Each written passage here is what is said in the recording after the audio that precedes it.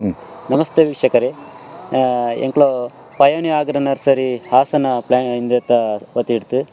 ಸುಳ್ಯತ ಶಾಖೆ ಎಡ್ತು ಎಂಕ್ಲೋ ಕನ್ನಡಿ ಪಾರೆ ಸಮೀಪ ನಂಚಿನ ರಮೇಶ್ ಅಣ್ಣಗೆ ಪಯೋನಿ ಗಿಡನು ಕೊರ್ತು ಏನ ಬಗ್ಗೆ ಮಾಹಿತಿ ಪಡೆಯೋಣ ಎಂಕ್ಲೋ ಬತ್ತು. ರಮೇಶ್ ಅಣ್ಣ ನಮಸ್ತೆ. ನಮಸ್ತೆ. ಎಂಕ್ಲೋ ಪಯೋನಿ ಸಸಿ ಕೊರ್ನಾಗ ಇರೆಗೆ ಎಂಚ ಇತ್ತುಂಡು ಇಂಚ ಇತ್ತನ ಪಂಡ ಅವು ಏತು ಒಂಜಿ 2 ಇಂಚ್ ಉದ್ದ ಇತ್ತನೆ ಆತಿ ಅಪ್ಪಾಗ ಎಂಕೆ ನಂಬಿಕೆ ಇಜ್ಜಂಡ ಐನ ಬಗ್ಗೆ ಅವು ಈತ್ ಬೇಗ ಒಂಜರೆ ತಿಂಗೊಳ್ಳಿ ಈತ್ ಬೇಗ ಮಲ್ಲಾಪುಂಡು ಬಂದು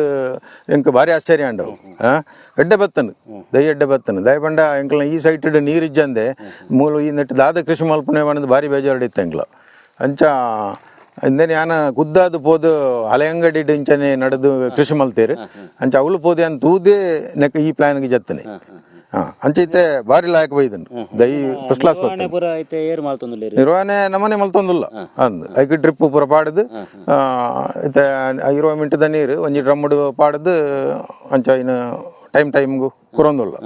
ಅಂಚ ನಡೆದು ಎಡ್ಡೆ ಬೈದನು ತೊಂದರೆ ಇಜ್ಜಿ ಈಗ ನಾನು ಒಂದು ಆದಿ ತಿಂಗಳು ಕಾಳು ಮೆಣಸು ಅಂಚನೆ ಒಂದು